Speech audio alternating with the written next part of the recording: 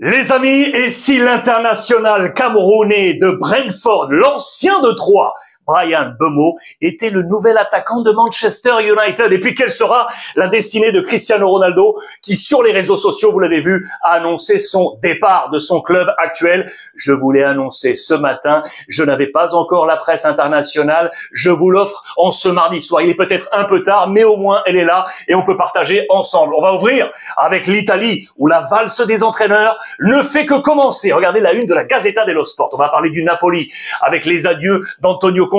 On va parler de Milan avec volte-face du côté du club milanais. Et ici, le gros titre, Inzaghi d'Arabie. Vous avez très certainement suivi ce feuilleton, lui aussi, qui vient de commencer.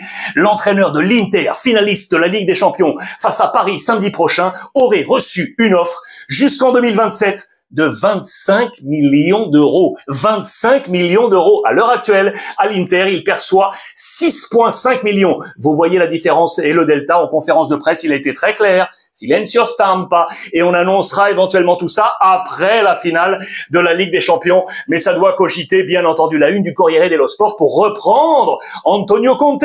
Le Napoli avec la fête. Conte, la fumée blanche. La fumée blanche, vous le savez, à l'annonce du nouveau pape, transformé en jeu de mots, la fumée bianconera. Parce que la Juve va attirer Antonio Conte.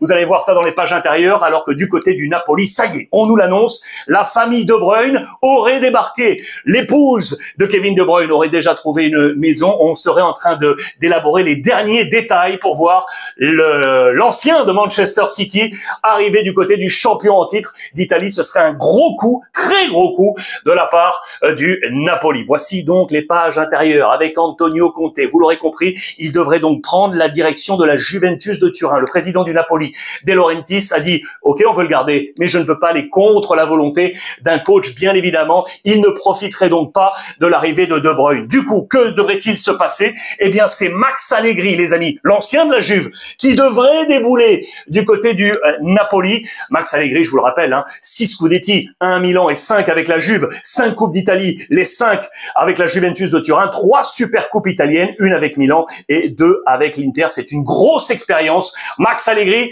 du côté du Napoli. Igor Tudor, les amis. Là, on parle du coup de la Juve. Si Conte arrive, que va-t-il se passer avec Tudor? Va-t-il rester avec la Coupe du Monde des clubs? Vraisemblablement, dans l'organigramme, on aimerait le voir rester, mais lui dit, attendez les amis, moi j'ai fait le boulot, j'ai qualifié la Juve pour la 4e place, soit pour aller jouer la prochaine Ligue des Champions. Regardez, comparaison dans les colonnes de la Gazzetta dello Sport entre l'ère Thiago Motta, son prédécesseur, dont on va reparler tout de suite, et lui, après 9 matchs, 5 victoires, 1 défaite et 3 matchs nuls. Les ratios sont plutôt en sa faveur. Regardez, la moyenne de buts est plutôt favorable à Motta à 1,55, mais la moyenne de buts encaissés et le nombre de points par match plutôt favorable à Igor Tudor. Ça, c'était l'image avec Weah, le fils, lors de ce dernier match et cette place prise pour la prochaine Ligue des Champions. Ça, c'est le programme de la Coupe du Monde des clubs pour la Juve, avec ici Al Ain, ici le Wydad Casablanca et Manchester City avant éventuellement la finale le 13 juillet prochain. La Juve aimerait peut-être le garder jusqu'à cette Coupe du Monde des clubs. Lui, il a dit très clairement, les amis, il faut pas charrier. Donnez-moi l'information si je reste ou pas prochain entraîneur, ou si ça change. Dans ces cas-là, on verra la suite du projet. Motta, il est là, les amis. Parce qu'attention, c'est le nouveau nom qui vient d'arriver du côté de l'AC Milan. Vous le savez très certainement, c'est cet homme qu'on avait vidé. Italiano, l'entraîneur de Bologne, vainqueur de Milan en Coupe d'Italie. Sauf que le club de Bologne a fait l'effort pour le conserver en remportant la coupe. Vous savez, Bologne qui est ici, regardez au classement, qui est juste derrière Milan, mais en vert, signification de qualification pour l'Europa League. La victoire en coupe assure la présence européenne. Ça, c'est une force de conviction pour le club pour faire rester Italiano, avec en plus un petit up au salaire. On était à 2,2, on passerait à 3 millions d'euros pour Italiano, qui devrait donc rester du côté de Bologne. Du coup, eh bien, l'AC Milan se tournerait vers cet homme, les amis. Thiago Motta, qui pourrait être le nouvel entraîneur de l'AC Milan. C'est le travail de lui, Igli Tare, c'est le nouveau directeur sportif de Milan, l'Albanais, l'ancien de la Lazio, qui a passé de nombreuses années là-bas. Et vous le voyez, il a plusieurs profils. Thiago Motta, mais attention, il y a également du Mancini qui traîne par là. Il a beaucoup de dossiers pour lui sur la table. Les dossiers également joueurs. Regardez, c'est le début de l'ère Tare. Et il y a notamment une relation qui va se créer avec l'AS Roma. Pourquoi? Parce que Milan aimerait garder Abraham, prêté par la Roma, on aimerait le garder. Et dans le sens inverse, Saelemaekers, le Belge, appartient à Milan, mais du côté de l'AS Roma. Donc on pourrait trouver des arrangements à tout ça entre les deux clubs. C'est le boulot de cet homme qui vient donc d'arriver, Igli Tare. Les amis, en parlant d'AS Roma, attention, ça pourrait être un très très gros coup. L'entraîneur de Côme, l'Espagnol Cesc Fabregas, vous le savez, qui a réussi une deuxième partie de saison absolument incroyable, qui a déjà dit non au Bayer Leverkusen pour remplacer Xabi Alonso parti au Real Madrid. Eh bien, on nous dit du côté du Corriere dello Sport que l'AS Roma serait en mode tentative. Vous le savez que Ranieri ne sera plus l'entraîneur de l'AS Roma. Cesc Fabregas pourrait être ce nom. C'est également dans les colonnes, regardez, de la Gazzetta dello Sport. Même si on nous dit il ne bougera pas. Attention à l'AS Roma. Rome qui vient d'ailleurs d'ouvrir un dossier. Regardez les amis, avec Zaniolo, son ancien joueur qui est aujourd'hui à la Fiorentina. Que s'est-il passé? Match de Primavera, les jeunes, demi-finale de championnat, Fiorentina, AS Roma. Au terme du match où Zaniolo est allé voir la rencontre, au terme du match, Zaniolo serait descendu dans le vestiaire de Rome, son ancien club. Vraisemblablement, il y aurait eu du rififi. Le club accuse Zaniolo d'avoir bouleversé ce vestiaire. On en est venu presque aux mains. Lui réfute bien évidemment ces accusations et il dit qu'il a été invectivé par de nombreux joueurs. C'est un dossier qui vient d'être ouvert. Attention, entre la Roma et la Fiorentina, dossier Zaniolo. Où ira Cristiano Ronaldo, les amis? Voici ce qui s'est passé sur les réseaux sociaux. Regardez, c'était à 22h34 hier. 22h34 sur X, sur Instagram, les comptes officiels. Un chapitre vient de se terminer. L'histoire, point d'interrogation, elle va continuer de s'écrire. Soyez attentifs, grosso modo, la fin de son histoire avec son club d'Al Nasser, c'est terminé. Au passage, regardez, je vous mets juste cette petite parenthèse. Vous voyez là sur le maillot, le logo a changé. Ça, c'était le logo d'Al Nasser avec la couronne ici, l'inscription Football Club. Eh bien, regardez, pour fêter les 70 ans du club, on a changé le logo. Riyad 1955 avec l'absence de couronne juste au-dessus. C'était juste une anecdote. J'aimerais avoir votre avis sur l'avenir de Cristiano Ronaldo. Il y a beaucoup de choses qu'on peut lire sur l'ensemble des réseaux sociaux. Le gros challenge de Pep Guardiola, les amis, la presse anglaise. Regardez le Times. J'adore cette image. Elle est ultra intéressante avec le coach de Manchester City. Regardez ce qui se passe. 4 visages ici. Phil Foden, Haaland, Gundogan et Grealish. Avec des petits mots laissés rapidement. Ici, tout d'abord, pour Phil Foden, il supplie d'avoir du repos. Pour Haaland, il a été gêné par les blessures. Pour Gundogan, il a été hors rythme. Et enfin, pour Jack Grealish, il a des doutes sur son futur. Pourquoi on nous parle de ça? Parce que le challenge, là, cet été, de Pep Guardiola, ce sera de gérer le tempo de son groupe. Parce que le calendrier de Manchester City va être monstrueux, les amis. Comme de nombreux clubs anglais ou européens. Regardez, là, le calendrier est ici. Je vous l'ai grossi juste ici.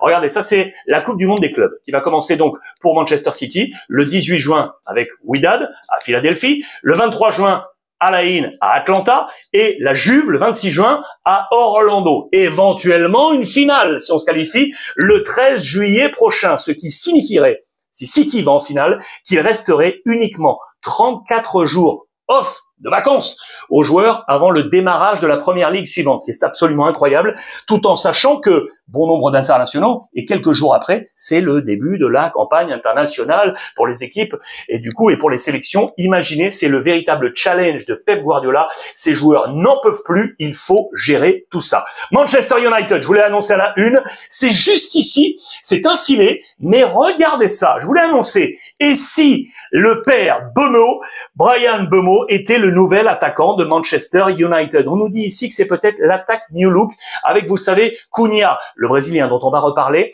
de Wolverhampton. United est très intéressé pour associer les deux hommes et pour cause. Regardez le Camerounais cette année avec la formation de Brentford. 38 matchs, 100% de titularisation. Ok, 38 matchs, 20 buts, 8 passes décisives. 20 buts, 8 passes décisives. Vous comprenez maintenant pourquoi on veut associer Mbeumo avec Cunha, peut-être la nouvelle attaque New Look de Manchester United, l'ancien Troyen qui était arrivé à Brentford, été 2019 pour un peu moins de 7 millions d'euros. Dites-moi ce que vous en pensez de votre côté. Louis Gyökeres, l'attaquant du Sporting Portugal, c'est Arsenal qui est en train de chauffer, notamment, regardez, c'est dans les colonnes portugaises du Correo da Manhã, on nous dit que l'escouade d'Arsenal serait en place pour discuter avec notamment le président également Varandas, le président du Sporting, dont on va reparler. Ce dernier veut tout faire pour conserver Gyökeres, numéro 2, vous le savez, au soulier d'or européen derrière Kylian Mbappé, le grand buteur du Sporting Portugal, vainqueur du championnat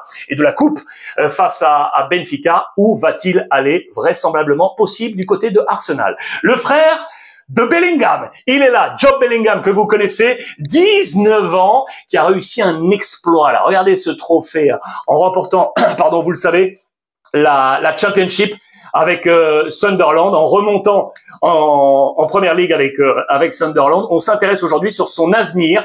Où sera-t-il la saison prochaine? Il a été élu meilleur joueur, meilleur jeune de la Championship. Où va-t-il aller? De Sunderland, est-ce qu'il irait pas du côté du Borussia Dortmund, l'ancien club de son frère? C'est fort possible. Les Allemands sont dessus. Également, l'Eintracht Francfort. Dites-moi où il serait le mieux. Le Borussia ou l'Eintracht? Quel sera l'avenir de Job Bellingham? C'était dans les colonnes aujourd'hui de Bild, le quotidien allemand. Rien ne va plus du côté de Benfica. On parlait du Sporting. Le président fait feu de tout bois. Regardez, c'est à la une de toute la presse. Abola et Record. Il tire dans tous les sens. Je vous le rappelle, ils ont perdu le championnat juste derrière le Sporting à la dernière journée. Ils ont perdu la coupe dans les ultimes secondes face au Sporting. Il n'en peut plus. Il charge contre tout le monde. Contre les arbitres, contre la VAR, contre certains joueurs du Sporting. Il charge également en menaçant de fermer le Stadio da Luz à la sélection nationale, éventuellement, et de mettre en difficulté, vous l'aurez compris, la fédération. Il veut se prononcer auprès de la FIFA, de l'UEFA. Il s'interroge également sur les droits télé. En tout cas, vous l'aurez compris, il fait feu de partout parce qu'il n'en peut plus. Regardez, le Sporting a dominé toute cette trois petits points. Vous aurez compris le mot qui était là, suspendu. En attendant, il va conserver son coach. L'âge, la confiance est laissée pour le coach de Benfica pour cette prochaine saison. Benfica qui serait très intéressé, les amis, par le retour de cet homme. Souvenez-vous, Nelson Semedo, ancienne Benfica, passé du côté de Barcelone et pris ensuite par Wolverhampton. Eh bien, Benfica serait en train de taper à la porte. Semedo l'a dit très clairement. Effectivement, Benfica est intéressé par mon retour éventuel. Je vais prendre la décision tranquillement en famille. Il y a beaucoup de clubs très intéressés par Nelson Semedo. Je vous en ai parlé tout à l'heure. Varandas, le président du Sporting Portugal, juste pour vous montrer ça, fort de son titre de champion et également de cette dernière coupe, il est devenu le président du Sporting à 9 trophées. Il est le number one. Il n'y a pas un président du Sporting qui fait mieux. Vous l'aurez compris, il est là, incroyable. Varandas qui était pas forcément au mieux il y a encore quelques mois. Il était en difficulté même en interne du côté du Sporting Portugal. Aujourd'hui, il est le number one. Plus rien à dire. Je terminerai avec la presse brésilienne pour saluer Carlo Ancelotti qui a pris lui aussi les commandes de la sélection. C'était, vous le savez, la première conférence de presse où il a dévoilé la première liste du Brésil avec notamment les matchs face à l'Équateur et au Paraguay. Les convocations, pas de Neymar, les amis, mais des joueurs très intéressants. Je vous montre ça avec les gardiens, notamment Alisson de Liverpool. Je pense aux défenseurs latéraux avec Vanderson de l'AS Monaco, avec Alexandro de Flamengo, Carlos Augusto de l'Inter. Regardez les défenseurs centraux avec Alexandro, le Lillois. C'est une première. Excellente nouvelle pour lui. Les deux Parisiens, Marquinhos et Beraldo. Je pense également aux milieux de terrain qui sont ici avec André Santos, le Strasbourgeois. Il y a beaucoup de noms, hein. Casemiro, le grand retour de Manchester United. Et puis les attaquants sont là avec Anthony du Betis Séville, l'ancien de United. Je pense à Martinelli d'Arsenal. Je pense à Matheus Cunha dont je vous ai parlé de Wolverhampton. Vinicius du Real. Richarlison de Tottenham ou encore Rafinha du FC Barcelone. Voilà les amis, je vous l'avais promis. C'était un peu long, mais au moins, elle est là pour vous. Je vais vous demander quoi? Peut-être de la retweeter un petit peu, que ça monte en volume et que les gens s'aperçoivent qu'elle est arrivée. Demain, je vous promets un patchwork entre l'Espagne et la presse internationale en fonction de l'heure d'arrivée de cette presse venus de toutes les frontières. Merci à vous tous pour tous vos encouragements. N'oubliez pas, je vais vous lire avec beaucoup de gourmandise avec vos commentaires. Et puis je vous répète ce message parce qu'il est ultra important pour moi. Profitez des vôtres, les amis.